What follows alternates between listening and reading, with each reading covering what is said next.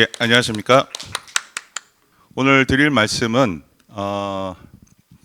지금 탄소 중립 관련되어진 내용과 그 자원순환을 통해서 우리가 온실가스 감축의 역할이 어떻게 되는지가 오늘 좀 주안으로 좀 말씀드릴 거고요.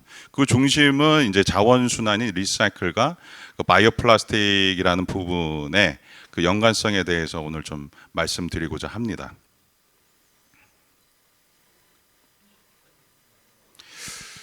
지금 보고 계신 차트는 좀 많이 좀 그동안에 과연 이제 온실가스에 의한 이제 온난화라는 부분이 어떻게 증명이 되느냐를 이제 설명드릴 때 썼던 자료들인데요. 첫 번째 보시면은 이산화탄소가 1960년대에서부터 쭉 계속 증가했습니다. 거의 리니어하게 선형으로 증가했다는 게 정말 놀라울 정도로 지금이 한 430ppm 정도 됩니다. 이 측정을 했었던 당시만 해도 380이었는데요. 지금 현재가 한 430ppm까지 올라왔습니다. 보통 이제 과학자들은 450ppm 정도 이제 이게 통과를 하게 되면 더 이상 돌이킬 수 없는 상황이 벌어진다고 얘기를 하는데, 실제 이러한 리니어한 이제 증가 부분을 보면은 이 옆에 보시는 거는 이제 저희가 이제 석유화학 제품에 의해서 폴리머 생산을 하면서 폴리머가 생산된 증가하는 이제 슬롭입니다. 거의 직선 비슷하죠. 그러니까 뭐냐면은 실제 이러한 부분들이 우리가 알고 있는 석유화학에 있어서 그 플라스틱 생산과 그 CO2 증가가 관련이 있다는 겁니다. 이를 통해서 실제상으로 많은 지금 우리가 겪고 있죠. 기후 변화를 겪고 있습니다. 이 부분에 대해서 저희가 볼 때는 탈석유화, 지금 현재 대기 중에 밸런스 부분이 깨졌다는 부분을 좀 우리가 알 수가 있는 거죠. 그래서 탈석유화가 필요하다는 점을 좀 쭉 말씀을 드리려고 합니다. 그러면 이러한 탈석유화를 위한 이제 넷제로 산업으로의 전환이라는 부분이 우리 산업 전체에서 좀 필요한 부분이겠습니다. 그러면 그 넷제로라는 부분에 있어서 어떤 산업 부분이냐 하면 앞서서 말씀드린 것처럼 바로 석유화학 기반의 부분으로부터 바이오 기반 및 천연 기반, 그 다음에 자원순환의 기반으로 넘어가는 이러한 부분의 전체 방향성을 가져가야 된다고 할 수 있겠죠. 뭐 이 부분에 대해서는 모르신 분들은 없을 겁니다. 그 안에 이제 사회적 자원순환, 우리가 한창 물리적, 화학적 리사이클 얘기를 요즘 많이 하고 있죠. 그래서 이 얘기를 합니다. 물리적 리사이클이 좋아, 화학적 리사이클이 좋아, 이렇게 얘기합니다. 그러면 물어보세요. 그럼 저한테 물어보시면, 그럼 제가 이제 반문을 드립니다. 엄마가 좋아, 아빠가 좋아하면 뭘 선택하시겠습니까? 라고 똑같이 얘기 드립니다. 그러니까 엄마, 아빠가 같이 있어야지 가정이 돌아가는 처럼요. 자원순환계에서는 화학적, 물리적 부분이 같이 이루어져야지 그 자원순환계가 이루어진 거지, 어느 한쪽의 선택지가 아니라고 이제 말씀을 드립니다. 전체적인 자원순환 부분이 필요하다. 이런 부분은 이제 저희가 알 수 있을 겁니다. 그럼 두 가지 틀로 볼 수가 있겠죠. 첫 번째가 바로 플라스틱 순환 경제라는 부분이죠.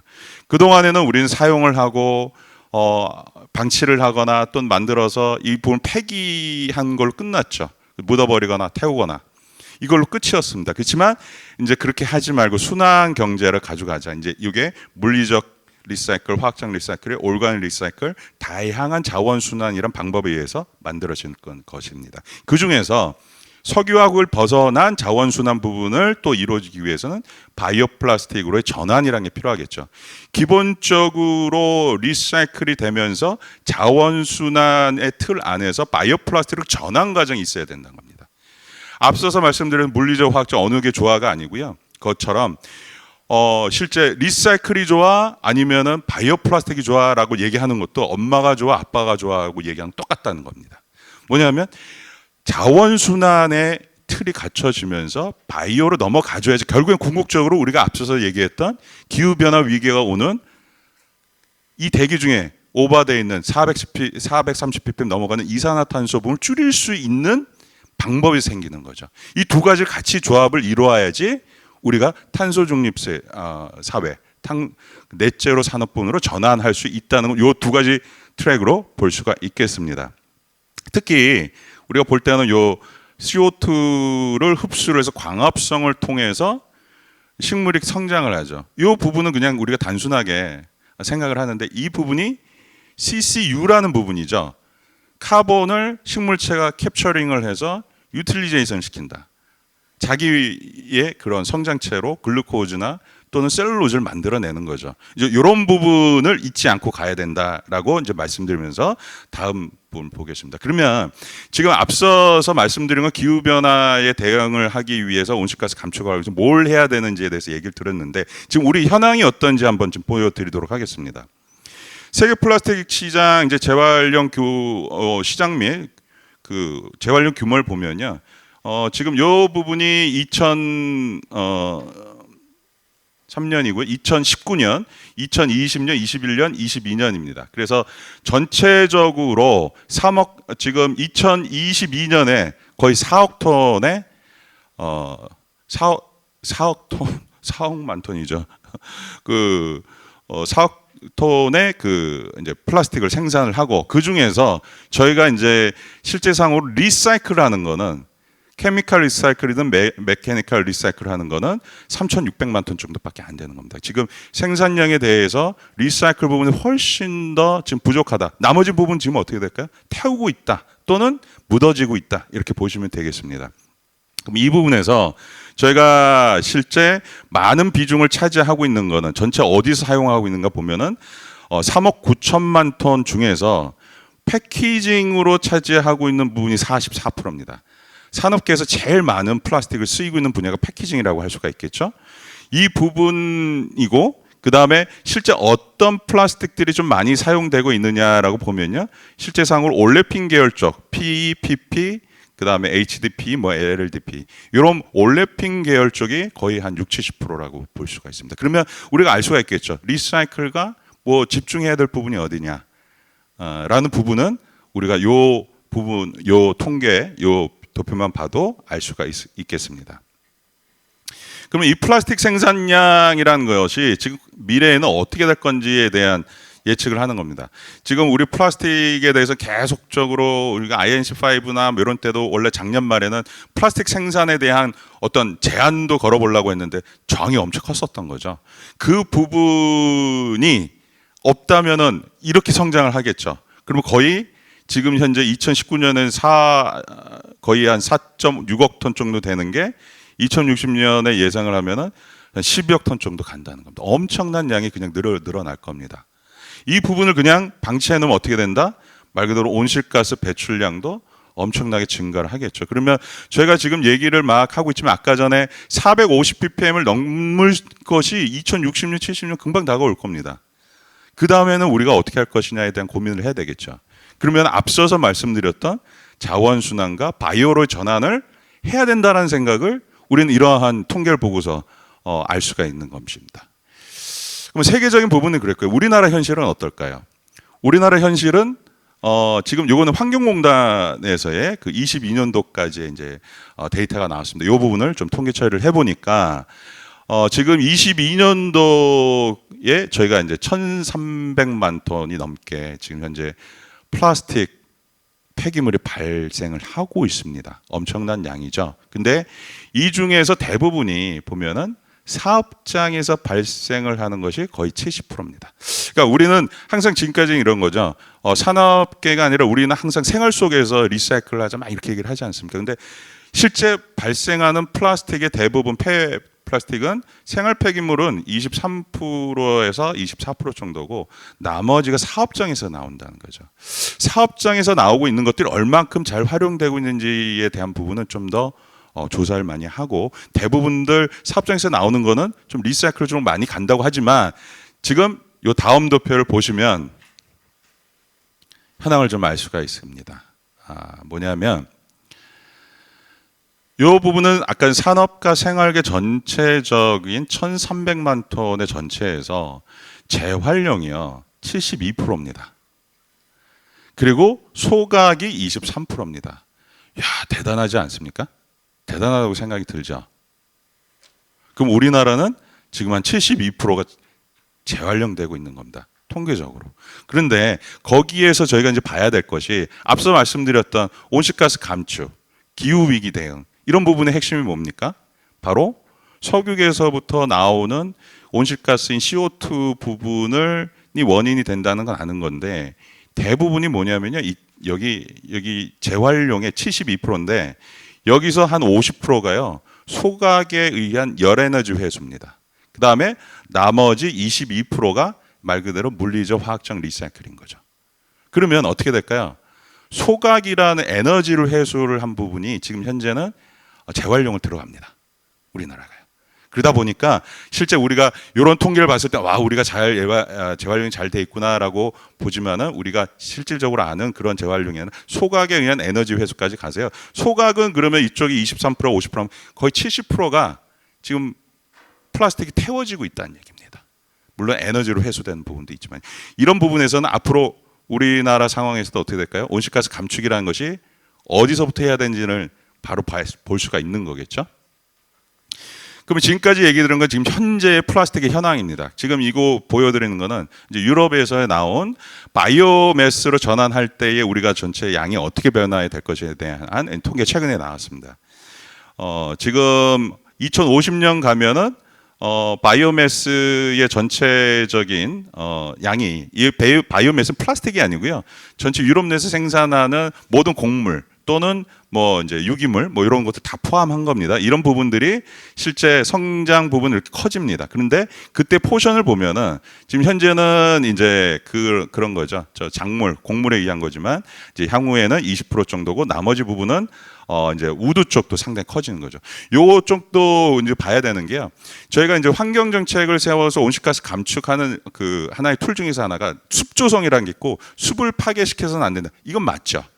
그런데 이 관건은 뭐냐면 얘네들이 산불이 나서 태워지면 다시 CO2가 방출이 된다는 거죠. 그러면 어떤 걸 해야 되냐면 목재 부분도 계속 경제림을 가꿔서 경제림으로서 나오는 나무들은 우리가 생활 속에서 활용을 하고 새로운 경제림을 다시 조성을 하면서 CO2를 계속적으로 흡수를 해야지 우리가 알고 있는 온실가스 감축과 자원순환이 이루어진다는 겁니다. 이런 부분들을 우리가 이 안에서 좀 읽어볼 수가 있겠습니다.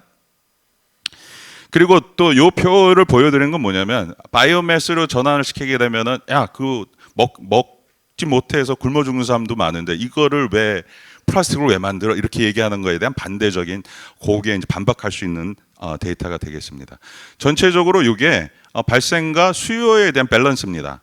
그러면은 지금 이제 바이오퓨엘이나 이제 케미칼 인더스트리 쪽에서의 이제 바이오 소재, 화이트 바이오 전환시키는 것들 전체 보면은 요게 2050년 예상에서는 이제 3,700만 3억 7천만 톤, 그 다음에 2억 7천만 톤, 요 수준은 전체에 있어서 한 10에서 12% 정도 수준입니다. 이거 갖고서 식량 문제가 발생한다고 얘기할 수가 없는 거죠. 계속적으로 바이오 플라스틱 부분이나 화이트 바이오 부분은 드라이브를 걸어도 되는 겁니다. 지금 보여드리는 거는 지금 현재 이제 바이오 플라스틱이라고 얘기하는 생분해와 비생분해 부분에 있어서의 전체적인 성장 예상을 지금 보고 있습니다. 그래서 24년도에는 200만 톤, 2.400만 톤, 그 다음에 2030년에는 한 500만 톤 정도, 거의 600만 톤 정도로 성장할 거라고 좀 보고 있고요. 이 중에서의 좀 핵심적인 부분은 PLA가 좀 많은 포션을 갖고 실제 지속적으로 성장을 할 것이라는 걸 좀 볼 수가 있습니다. 그 다음에 이제 다른 소재 부분들은 좀 같이 있는데 이제 PHA 부분도 있고요. 요로 해서 이렇게 선정이 가면은 이 바이오 앞서서 말씀드린 대로 CO2를 대기 중에서 흡수를 해서 바이오매스로 전환시켜서 플라스틱으로 가서 이걸 저희가 유용하게 쓰고 자원순환을 하게 되면은 결국은 우리 사회 내에서의 CO2를 저장을 시키는 감금을 시킨다고 표현할 수 있겠죠. 그렇게 되는 것입니다. 그래서 실제상으로 이런 부분의 산업 부분을 항상 생각할 땐 CO2 저감을 할 수 있는 방안이 무엇이냐 이게 앞으로의 핵심일 거고요. 지금 이건 잠깐 말씀드리면은 유럽 쪽에서 나오는 항상 매년 보여주는 겁니다. 보여주는 이제 편인데 이게 지금 밖에 쪽에 있는 건요. 바이오 플라스틱에 지금 현재 석유가로 되어 있는 대부분의 바이오 플라스틱이 언급이 됐고요. 이런 것들이 뭐 셀룰로즈라든지 글루코스라든지 리그닝 셀룰로즈라든지 또 스타치라든지 이런 걸로 상당히 많은 부분을 대체를 할 수가 있다는 겁니다. 그러니까 석유화학을 대체할 수가 있다는 거죠. 그런 기술이 다 확보되어 있습니다. 관건은 비싸다. 그러면 비싼 거를 낮추기 위해서 어떻게 해야 될까요? 많이 사용을 하고 더 많이 적용되게끔 해서 매스 프로덕트로 가면서 코스트를 다운 시켜주는 전략을 가져가야 되겠죠. 지금 비싸다고 안 쓰면 안 되는 겁니다. 지금 어느 정도의 경제성을 갖고 갈 수 있는 PLA 같은 경우는 더 시장 확대를 할 수 있도록 만들어야 되는 것이 지금 어떻게 보면 우리 사회에서 제일 필요한 지금 타이밍이라고 말씀을 좀 드릴 수가 있겠습니다. 그러면 이러한 부분을 갖고서 저희가 이제 탄소 중립 및 온실가스 감축에 대해서 카본 크레딧이라는 요즘 VCM 시장, 자발적 탄소 시장이라는 얘기를 많이 하는데 그걸로 인정받는 사례에 대해서 몇 가지 좀 정리를 좀 해봤습니다. 첫 번째가 석유화학 사업 쪽에서는 어떤 것들이 있냐면은 실제 공정 중에 발생되는 CO2를 포집을 해서 액상화시켜서 저기 이제 바닷속에다 묻는 거죠. 이거 카본 크레딧으로 인정받습니다. 온실가스 감축 인정을 받습니다.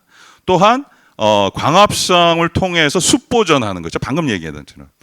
그러면 대기 중에 CO2를 흡수를 해서 가둬두는 효과니까 이것도 인정을 받습니다. 그러면 그와 같은 부분을 본다면은 뭐냐면 소각 내진 매립이 될 거라고 생각되어지는 플라스틱 부분을 실제 소각을 시키지 않고 이 부분을 유용한 자원을 시킨다면, 예를 들어서 건축재를 만든다든지 하는 쪽으로 전환을 시킨다면은 이 건축재로서 40년, 50년이 간다면 이 또한 저장 효과죠. 이 CO2를 포집을 해서 왜 발생을 시키면서 포집을 하는 왜 바보 같은 짓을 합니까? 지금 현재에서는 CO2 태우기 전에 거를 전환시킬 수 있는 기술 부분도 실제 이제 카본 크레딧으로 인정을 해줘야 되는 거고요. 그다음에 방금 말씀드렸던 바이오 플라스틱 같은 경우도요. 아까 전에 말씀드렸습니다. 자원 순환과 바이오 플라스틱이 맞물리면은 바로 우리는 온실가스 감축을 한다는 거죠. 뭐냐면 전환되어진 이 CO2 흡수된 실제 자원을 활용을 해서 이 부분을 자원 순환을 돌리면 우리 사회적으로 이걸 가둬두는 역할이 돼요. 이 볼륨은 우리가 측정을 할 수가 있고 이 부분은 탄소 크레딧으로 연결시킬 수가 있는 겁니다. 이 부분에 대해서 좀 개념을 말씀드리고요. 그래서 이 개념에서 연합에서는 지금 이제 벌써 3년 전서부터 네 가지의 그 전체적인 매스 플로우에 대한 부분에 의해서 네 가지 인증을 갖고서 이 부분을 지금 계속적으로 추진을 좀 하고 있습니다. 그러면 방금 말씀드렸던 내용 부분을 조금 정리를 좀 해보도록 하겠습니다. 우리가 CO2라고 지금 알고 있는 온실가스라는 부분에 있어서의 밸런스가 깨진 거죠. 그러면 그 깨진 거에 대한 전체 CO2의 플로우 부분을 우리가 세 가지 영역으로 나눠서 생각해 볼 수가 있습니다. 제가 뭐 이거는 임의적으로 좀 붙였지만은 A존, B존, C존 이렇게 하고요. A존 같은 경우는 geological, 즉 땅 속에 묻혀 있는 CO입니다. 카본입니다. 카본이고요.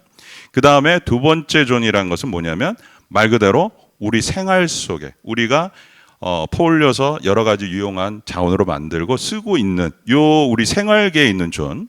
그 다음에 C존이라는 것은 바로 대기죠. 애트모스피어. 그러니까 대기 중에 이게 아까 계속적으로 CO2 430ppm까지 가지 않습니까? 이제 이 부분에 대해서 것이 이 세 가지 존에 있어서의 CO2 카본의 흐름과 밸런스가 맞아져 를 보여드리는 겁니다. 그러면 앞으로 우리가 좀 봐야 될 문제는 뭐냐면요. 더 이상 이쪽 A존에서 나오는 CO2는 줄여가야 되겠죠. 줄여가겠죠. 근데 당장에 줄이기에는 어려우니까 이 소스를 어디서 얻어야 됩니까? 바로 CO2를 흡수를 시켜서 실제 자원으로 만들어서 유형한 케미칼로 전환된 걸 폴리머로 전환을 해서 실제 CCS라는 개념으로 카본 캡처링 이 스토리지 개념 내지는 유틸리제이션 스토리지의 개념에서의 우리가 바이오매스의 기반의 소스를 실제 A존의 화석 연료를 대체하는 소스로 B존에서 나오는 카본을 활용해야 된다는 겁니다. 이제 A존의 거를 이제 점점 멀리 해 가야 되겠죠. 그렇게 되면은 이 B존과 C존에서의 계속적인 순환을 통하면 결국은 어떻게 될까요?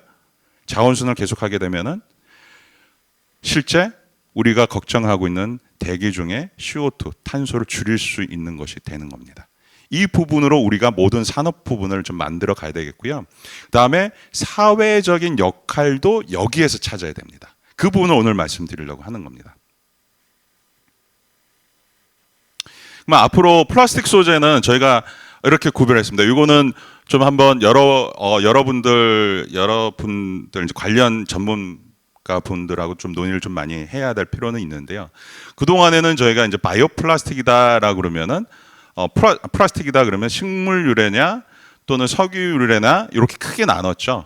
근데 앞으로는 우리가 봤을 때는 그 큰 카테고리는 온실가스 감축 소재냐 아니면 온실가스를 늘리는 소재냐 이런 부분에서의 용도와 여기에 사용의 끝까지의 그 LCA적인 지금 정가정적인 부분까지 고려를 해야 된다는 겁니다. 이런 분류를 갖고서 저희가 어떤 소재가 어디에 쓰이면 좋은지에 대한 스마트한 판단과 스마트한 시스템을 갖춰야 되겠다는 거죠. 앞으로는 바이오냐 단순히 비바이오냐 또는 생분해냐 아니냐가 중요한 게 아니고요. 이걸 통해서 온실가스 감축에 실제 도움이 되느냐 안 되느냐를 보면 앞으로 우리가 이 부분에서 프로핏을 창출할 수 있느냐 없느냐를 판단할 수가 있다는 겁니다. 그 얘기에 대한 구별이고요. 이건 나중에 한번 보시면 좋겠습니다. 그래서 오늘 좀 말씀드리려는 제한 부분은 다음 이제 2페이지에 이제 정리가 됩니다. 첫 번째는 말씀드렸던 것처럼 석유계 우리가 페트, PPP 우리 사회에서 많이 쓰이죠. 공업에 쓰이죠. 이걸 지금 현재는 우리가 리사이클하는 배출 수거 선별을 하고 이걸 이제 재생 기술에서 물리적 확정을 해서 계속 돌리고 있습니다. 이게 단순히 자원순환 예전엔 그랬죠. 이 자원순환 통해서 코스트 절감이다. 왜냐하면 리사이클 통해서 신재를 안 쓰면 되니까요. 그러면은 분쇄시켜서 신재하고 섞어서 쓰는 어떻게 코스트 절감의 방법으로만 생각을 했는데 그렇지 않다는 거죠, 이제는요. 사회적인 이러한 자원순환의 이런 시스템이 갖춰져 있으면 우리 사회는 바로 소셜 카본 스토리지의 저장고의 역할을 한다. 우리 사회는. 그러니까 자원순환이라는 부분을 우리는 사회적인 의무, 사회적인 그러한 자발적인 부분을 좀 만들어내야 된다는 거죠. 이 부분에서 실제 이제 재활용 기술 부분 아까 전에 말씀드린 게 있습니다. 이런 것처럼 태워지는 것도 지금 유용하게 전환을 시켜서 건축재로 만들면 아까 전에 말씀드린 대로 가두는 효과는 더 커지겠죠. 도시 내지는 개발의 인프라로 기본적으로 깔리는 거니까 이러한 기술들을 본격적으로 개발을 하고요. 이거는 지금 현재 석유화학계에서 이제 바탕입니다. 여기서 자원순환이 이루어진 상황이라면 다음과 같이 석유계가 아닌 이제 실제 바이오매스계에서 우리는 바이오펫, PLA, 바이오P와 같은 이런 커머셜라이즈 돼 있는 이런 플라스틱들을 역시 순환을 하게 되면요. 이때는 뭐냐면은 넷제로의 사회가 아니라 탄소를 감축시키는 사회로의 전환이 될 수가 있는 겁니다. 여기서 우리가 소비자들한테 항상 얘기를 하지 않습니까? 분리배출 잘해 주십시오. 바이오를 써야 됩니다. 이런 부분들이 어떻게 보면 하나의 마케팅적으로 끝나는 게 아니고요. 우리 사회적인 의무고 우리 시민이 적극적으로 참여해야 된다는 부분에 있어서 내가 하는 행동이라는 것이 내가 하는 액션이라는 것이 이런 의미가 갖고 있다는 캠페인을 많이 하고 알려야 된다고 제가 오늘 좀 강조를 좀 드리고 싶습니다. 그래서 앞으로 우리가 봐야 될 거는 SCCS다. 지금 사회적 탄소 포집 저장량을 수치화시키고 이거를 실제 카본 크레딧으로 연결시키고 우리 사회의 어떤 그 이제 온실 지금 넷제로 탄소 중립 사회로 가는 지표로 활용을 하자. 그래서 이 SCCS라는 그 명칭의 인덱스를 만들어서 실제 이 사회가 같이 쓰고 산업계가 쓰면은 산업 발전도 이루고 실제 적극적인 그러한 자발적인 참여도 이뤄낼 수 있다라고 이제 말씀을 드리고 싶습니다. 그래서 앞으로 이 부분은 연합 및 관련된 기관 및 기업들을 하고 계속 수치화, 인덱스화 좀 시킬 계획입니다. 그래서 결국에는 우리가 탈플라스틱 사회로 가기 위해서는 순환형 플라스틱 경제 체계로 전환하고 그다음에 바이오매스 기반 소재를 활성화시켜서 결국엔 우리가 자원순환인 이렇게 우리 사회가 하나의 큰 숲과 같게 이제 전환이 된다. 이런 개념으로 우리가 앞으로 계속 모든 사업 부분을 진행을 하고 계획을 해야 되겠다. 이렇게 말씀을 드리면서 오늘 발표를 마치겠습니다. 감사합니다.